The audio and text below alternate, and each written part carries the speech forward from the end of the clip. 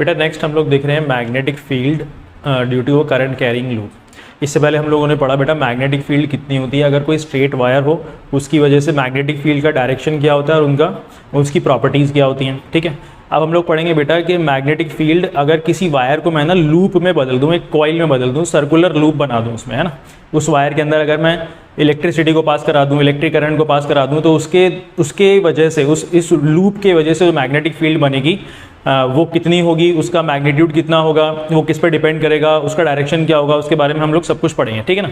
अब यहाँ पे सबसे पहले हम लोग देखना स्टार्ट करेंगे बेटा ऑब्जर्वेशन क्या है। ऑब्जर्वेशन में सबसे पहले मैंने ना एक जो वायर थी हमारे पास उसको ना लूप में बदल दिया, एक सर्कुलर लूप बना दिया। इस सर्कुलर लूप बना के बेटा इसके बीच में ना हम लोगों ने कार्डबोर्ड को लगा दिया और इसके ऊपर फिर से वही आयरन फाइलिंग्स को स्प्रिंकल कर दिया। ठीक है, आयरन फाइलिंग्स को स्प्रिंकल करने के बाद मैंने यहाँ पे जो है ना करंट को सप्लाई करना स्टार्ट करा, करंट का सप्लाई स्टार्ट कर दिया, इलेक्ट्रिक करंट का। अब जब जैसे ही करंट का सप्लाई स्टार्ट करा और मैंने इस कार्डबोर्ड को ज़रा सा टैप करा, तो यहाँ पे जो आयरन फाइलिंग्स है ना बेटा, इन लोगों ने अपने आप को, इन चीज़ों ने अपने आप को एक स्पेशल अरेंजमेंट में अलाइन कर लिया, एक स्पेशल पैटर्न में अरेंज कर लिया। तो स्पेशल पैटर्न बेटा आप लोगों को ना यहाँ पे दिख रहा है कि किस तरीके का है वो। ठीक है ना, ये जो स्पेशल पैटर्न है बेटा ये हमको दर्शाता है कि मैग्नेटिक फील्ड बन रही है और कुछ इस तरीके से इस पैटर्न में बन रही है। मैग्नेटिक फील्ड लाइंस बन रही है ना, मैग्नेटिक फील्ड बन रही है और उनकी लाइंस कैसी होंगी, जिस तरीके से आयरन फाइलिंग्स ने अपने आप को अरेंज किया हुआ है। ध्यान से देख लीजिए हम लोग, ये यहाँ पे हमारे पास मैग्नेटिक फील्ड का पैटर्न है इस तरीके का। अब हम लोग देखेंगे बेटा मैग्नेटिक फील्ड जो प्रॉपर्टीज़ है ना इसकी, ये जो मैग्नेटिक फील्ड बन रही है इसकी प्रॉपर्टीज़ क्या होती हैं।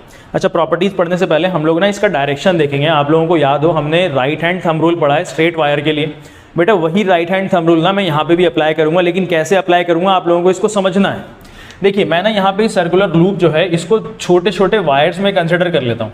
एक ऐसा वायर कंसिडर कर लेता हूँ मैं यहाँ से लेके यहाँ तक जो कि मुझको ना ऑलमोस्ट स्ट्रेट दिखेगा, ऑलमोस्ट स्ट्रेट दिखेगा। मैंने बहुत ज़्यादा बड़ा ले लिया है वायर, छोटा सा वायर अगर मैंने यहाँ पे इतना टुकड़ा लिया ना इतना वायर का, तो मुझको ऑलमोस्ट स्ट्रेट दिखेगा।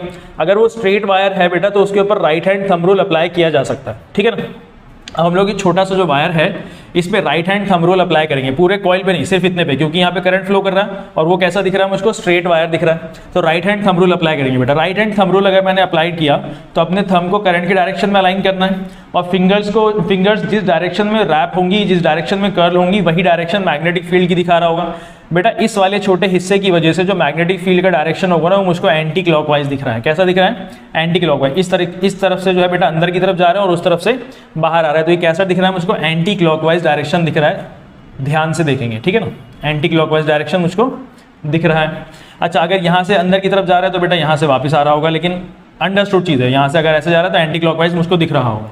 अब ध्यान से देखेंगे बेटा वही कॉन्सेप्ट ना मैं इस वाले पार्ट के, इस लूप के छोटे से वायर के पार्ट में भी लगाऊंगा। मैंने अगर छोटा सा वायर का पार्ट ले लिया तो मुझको वो भी जो है ना एक स्ट्रेट वायर की तरह कंसिडर कर सकता हूँ मैं, स्ट्रेट वायर की तरह इसको मैं ले सकता हूँ। अगर मैंने इसको स्ट्रेट वायर ले लिया बेटा छोटे से हिस्से को जिसके अंदर करंट फ्लो कर रहा है, तो वहाँ पे मैं राइट हैंड थंब रूल लगा सकता हूँ। लेकिन बेटा इस वक्त ना राइट हैंड थंब रूल में थंब अपना इधर की डायरेक्शन में नहीं ले सकता, क्योंकि करंट जो है ना वापस नीचे की तरफ जा रहा है, तो करंट जो है थंब जो है करंट की डायरेक्शन में नीचे की तरफ आ जाएगा। अगर हमने राइट हैंड थंब रूल लगाया बेटा, करंट नीचे की तरफ आ रहा है, तो मेरा जो फिंगर्स है ना वो रैप हो रही हैं, कर्ल हो रही हैं, इस तरफ से बाहर आ रही हैं और इस तरफ से वापस अंदर जा रही होगी। इस तरफ से जो रैप हो रही है मेरी फिंगर्स इस तरफ से बाहर आता हुआ दिख रहा है मुझको और इस तरफ से वापस अंदर जाता हुआ दिख रहा है। तो यहाँ से बाहर आ रहा होगा क्लॉकवाइज, मुझको ऐसा बेटा क्लॉकवाइज डायरेक्शन दिख रहा होगा। क्लॉकवाइज डायरेक्शन का मतलब कि ये वाला जो इस हिस्से में जो मैग्नेटिक फील्ड होगी ना वो इस डायरेक्शन में होगी, इस हिस्से में जो मैग्नेटिक फील्ड होगी वो इस डायरेक्शन में होगी। तो आप लोग समझ जाएंगे बेटा, यहाँ पे हम लोगों ने छोटे छोटे हिस्से में राइट हैंड थंब रूल लगाया और दोनों हिस्सों में हम लोगों ने बेटा यहाँ पे दिखाया कि इस तरफ कैसा मैग्नेटिक फील्ड होगा, इस तरफ बेटा क्लॉकवाइज होगा डायरेक्शन इसका, और इस तरफ कैसा होगा बेटा, एंटी क्लॉक होगा, है ना, एंटी क्लॉक इसका डायरेक्शन होगा। ठीक है, इतना हम लोगों को समझ में आ गया कि राइट हैंड थंब रूल से ही हमने डायरेक्शन का भी पता लगा लिया। अब बेटा हमारा अगला टॉपिक है कि जो मैग्नेटिक फील्ड लाइंस बनी है ना इनकी क्या प्रॉपर्टीज हो सकती है, मैग्नेटिक फील्ड लाइंस की क्या प्रॉपर्टी। बेटा कई बार एक दो नंबर में ये सवाल आ जाता है। देखिए मैग्नेटिक फील्ड लाइंस जो इसके अंदर बन रही है इसके कुछ खास प्रॉपर्टीज हैं, ध्यान से देखेंगे। Magnetic field lines near the coil या फिर loop are circular and concentric in nature.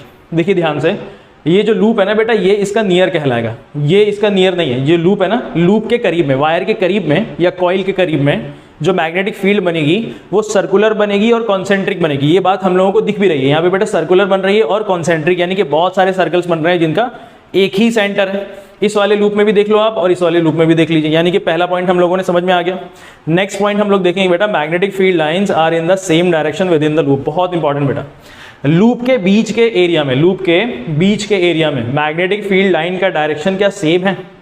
बेटा इस वाले लूप के इस वाले पार्ट की वजह से एंटी क्लॉकवाइज डायरेक्शन था, इस वाले पार्ट की वजह से क्लॉकवाइज डायरेक्शन था, लेकिन लूप के बीच में अगर ध्यान दें तो सबका डायरेक्शन सेम आ रहा है, सबका डायरेक्शन अंदर की तरफ जा रहा है।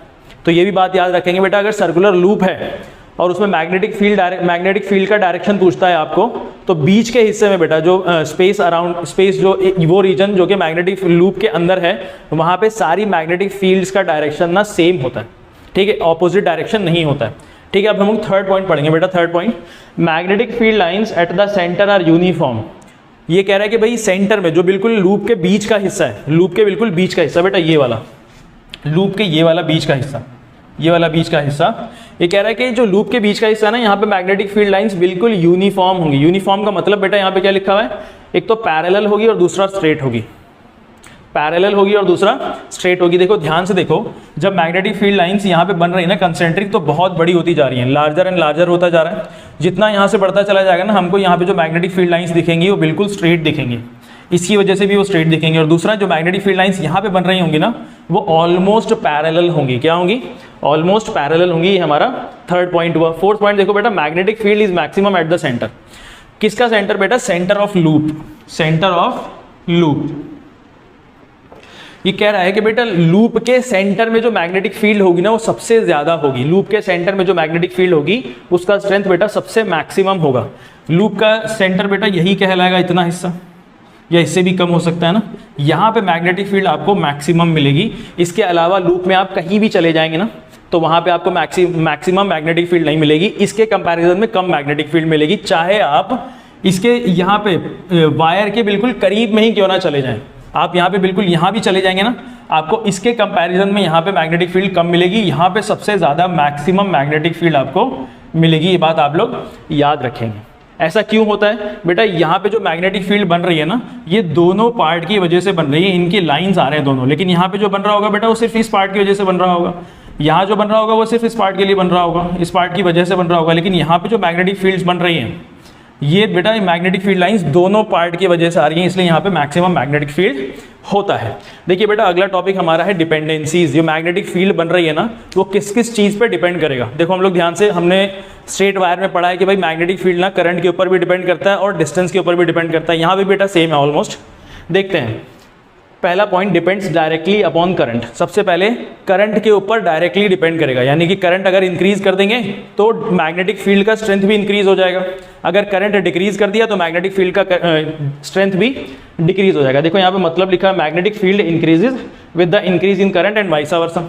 यानी कि अगर आपने डिक्रीज कर दिया करंट को, तो मैग्नेटिक फील्ड का स्ट्रेंथ भी डिक्रीज हो जाएगा, ठीक है।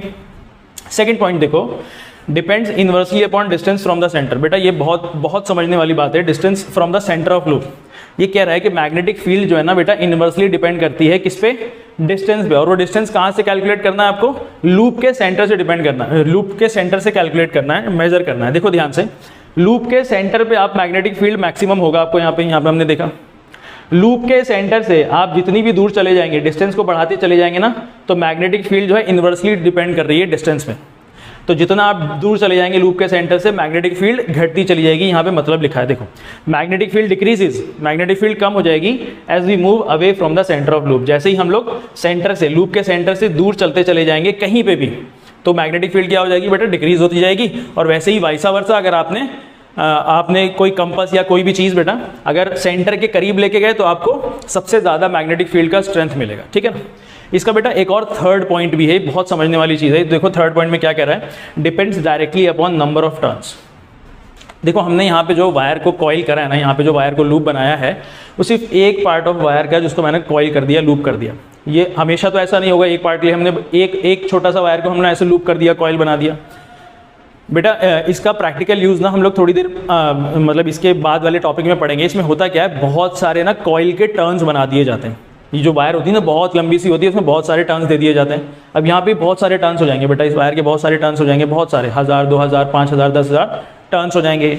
अब जब बहुत सारे अगर हमने टर्न्स कर दिए ना, तो मैग्नेटिक फील्ड का क्या होगा? देखो यहाँ पे लिखा हुआ है, directly depends directly upon number of turns. जितना ज़्यादा आप नंबर ऑफ टर्न्स को इंक्रीज कर देंगे उतना ही ज़्यादा मैग्नेटिक फील्ड की स्ट्रेंथ भी इंक्रीज हो जाएगी। देखो magnetic field increases n times, जितना आप नंबर ऑफ टर्न्स दे रहे हैं, अगर 2 टर्न्स दे रहे हैं आप, 2 लूप बना रहे हैं आप, तो 2 टाइम्स जो है बेटा मैग्नेटिक फील्ड इंक्रीज हो जाएगी। अगर आपने 10 टर्न्स दे दिए, यहाँ पे n को बेटा कोई भी डिजिट हो सकता है, 10 टर्न्स दे दोगे आप तो मैग्नेटिक फील्ड 10 टाइम्स इंक्रीज हो जाएगी, और इसी तरीके से वाइस वर्सा, ठीक है ना। Magnetic field increases n times if there are n number of turns, if there are n number of turns. देखो यहाँ पे ना एक सवाल हो सकता है कि भाई मैग्नेटिक फील्ड इंक्रीज कर रही है n टाइम्स अगर हमने n नंबर ऑफ टर्न्स दे दिए, तो ऐसा होता क्यों है? नंबर ऑफ टर्न्स देने की वजह से मैग्नेटिक फील्ड इंक्रीज क्यों कर रही है, क्या वजह हो सकती है? देखो यहाँ पे लिखा हुआ है, because each turn would have the current in the same direction। बेटा हर बार जो टर्न आप देंगे ना उन सब में करंट का डायरेक्शन तो सेम ही आएगा ना, करंट का डायरेक्शन आपको सेम ही मिलेगा। जितना भी टर्न्स दे दो आप, 10,000 20,000 50,000 टर्न्स दे दो, सबका करंट का डायरेक्शन सेम होगा, और हर एक टर्न की वजह से मैग्नेटिक फील्ड होगी। करंट का डायरेक्शन सेम होने की वजह से मैग्नेटिक फील्ड ऐसे ही ऐड अप होता चला जाएगा, जुड़ता चला जाएगा। देखो यहाँ पे लिखा हुआ है, because each turn would have current in same direction due to which magnetic field just adds up. Current का डायरेक्शन सेम होने की वजह से मैग्नेटिक फील्ड तो होगी हर एक लूप की वजह से, लेकिन करंट का डायरेक्शन सेम है तो क्या होगा, मैग्नेटिक फील्ड बस ऐड होती चली जाएगी। अगर करंट का डायरेक्शन बेटा ऑपोजिट हो गया तो मैग्नेटिक फील्ड सबट्रैक्ट भी होगी, डिक्रीज भी होगी। लेकिन यहाँ पे इस केस में क्या होगा, अगर हम लोग टर्न्स देते चले जाएंगे तो मैग्नेटिक फील्ड जितने टर्न्स आपने दिए हैं उतने ही गुना मैग्नेटिक फील्ड बढ़ती चली जाएगी। क्यों बढ़ती चली जाएगी बेटा? क्योंकि सबका हर लूप का डायरेक्शन ऑफ करंट सेम होगा, और हर लूप की वजह से जो मैग्नेटिक फील्ड होगी वो सब सिर्फ as it is add up होता चला जाएगा। बेटा नेक्स्ट टॉपिक है हमारा सोलेनॉइड।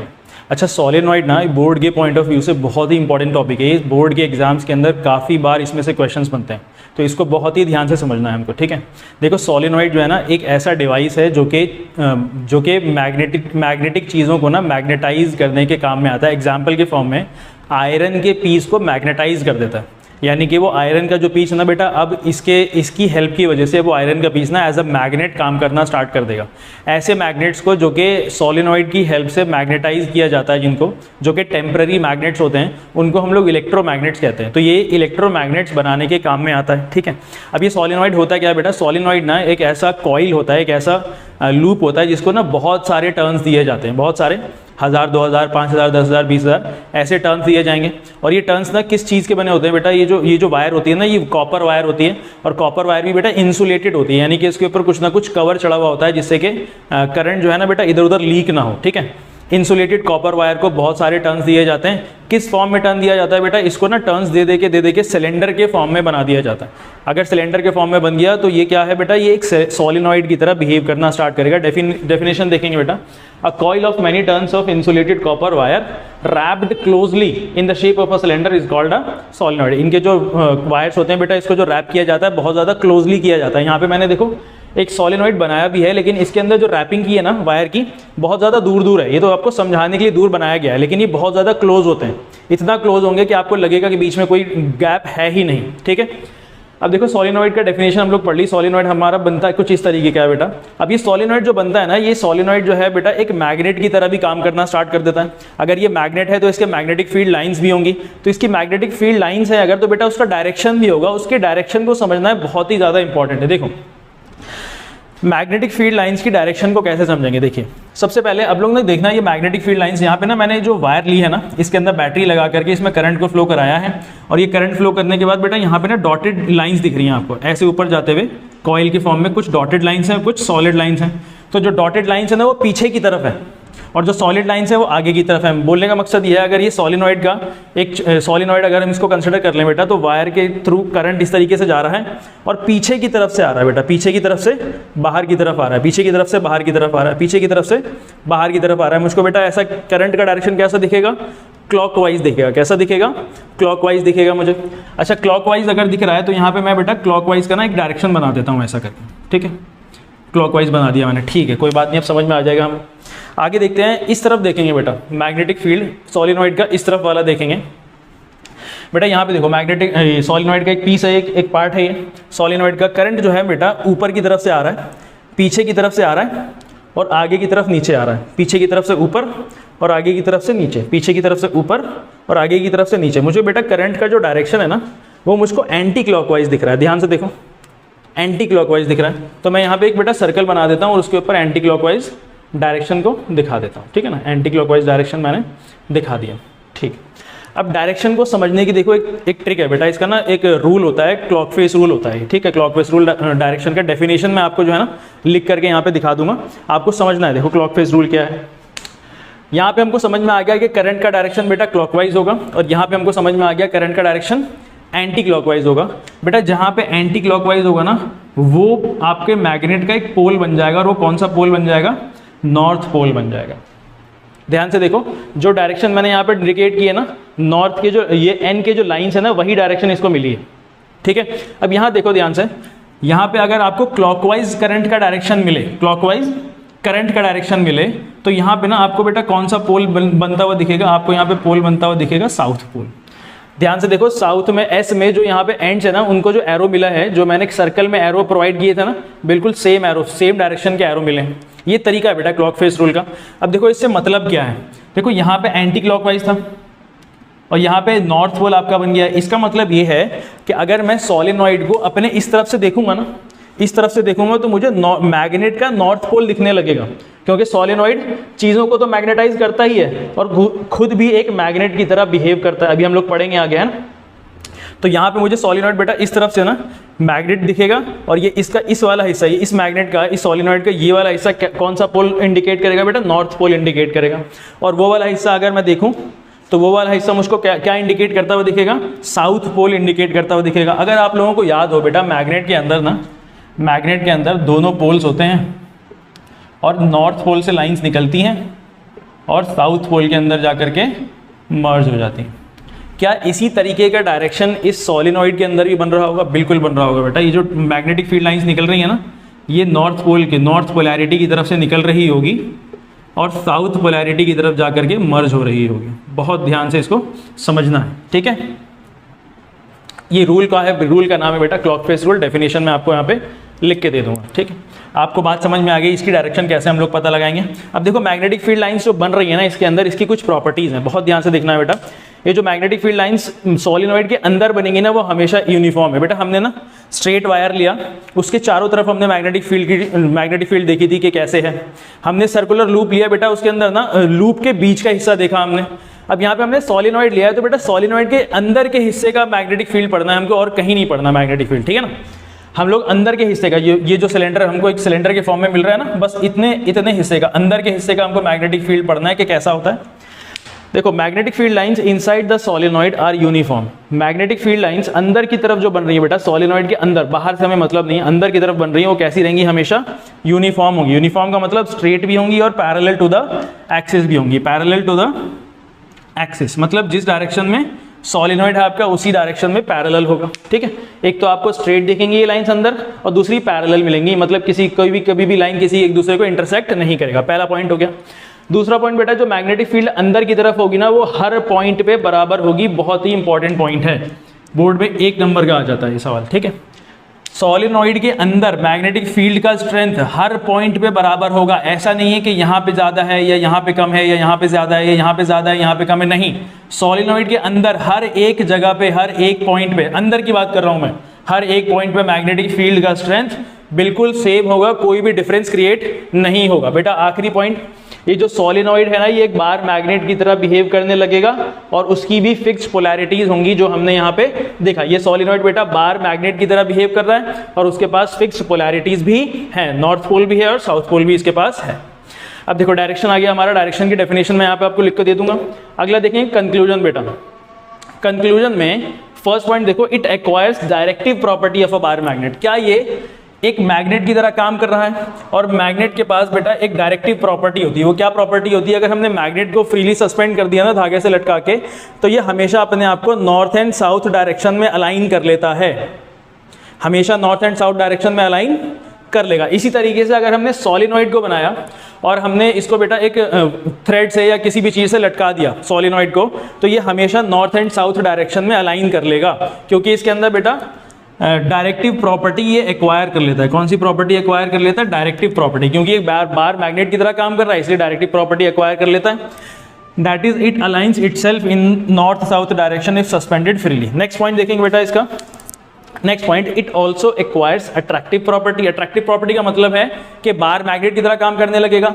आसपास में अगर आपने कोई मैग्नेटिक चीज रख दी, कोई आयरन का पीस रख दिया, तो अपनी तरफ उसको खींच लेगा। ठीक है। थर्ड पॉइंट बहुत ही इंपॉर्टेंट बेटा, the polarities would be changed if the direction of current is change. अगर आपने करंट के डायरेक्शन को चेंज कर दिया, अगर आपने करंट के डायरेक्शन को चेंज कर दिया तो पोलैरिटीज ना चेंज हो जाएंगी। बहुत ध्यान से समझेंगे। मैंने देखो करंट का डायरेक्शन यहाँ पे लगाया था, यहाँ से निकल रहा है पॉजिटिव एंड से बैटरी के और नेगेटिव एंड में जाके जा रहा है। अगर मैं बैटरी को उल्टा कर दूँ, यहाँ पे नेगेटिव एंड कर दूँ और यहाँ पे पॉजिटिव एंड कर दूँ, तो बेटा करंट का डायरेक्शन उल्टा हो जाएगा क्या? यहाँ से नीचे जाएगा, यहाँ से ऊपर आएगा, सब जगह करंट का डायरेक्शन उल्टा हो जाएगा। बेटा मैग्नेटिक फील्ड लाइंस यहाँ से इमर्ज हो रही थी पहले, यहाँ पे जाकर मर्ज हो रही थी। अब बेटा ये पोल्स ना चेंज हो जाएंगे, ये वाला नॉर्थ पोल हो जाएगा और ये साउथ पोल हो जाएगा। यहाँ पे मैग्नेटिक फील्ड लाइंस अंदर जाती हुई दिखेंगी आपको और यहाँ से बाहर निकलते हुए दिखेंगी। मतलब ये है कि अगर आपने डायरेक्शन ऑफ करंट को चेंज कर दिया तो पोलैरिटीज भी चेंज हो जाएंगी, मैग्नेटिक फील्ड लाइंस की डायरेक्शन भी चेंज हो जाएंगी। ठीक है।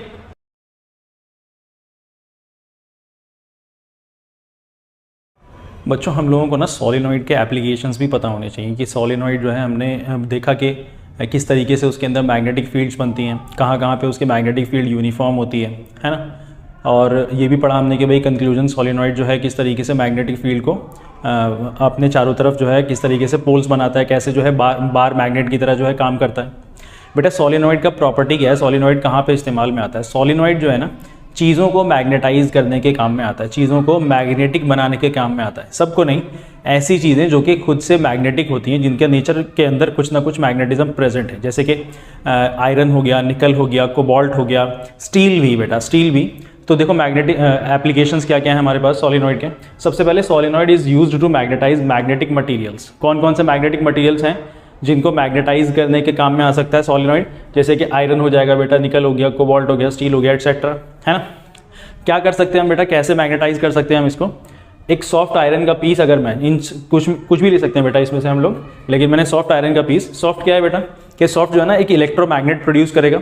हार्ड पीस लेंगे तो वो परमानेंट मैग्नेट प्रोड्यूस करेगा। ठीक है ना।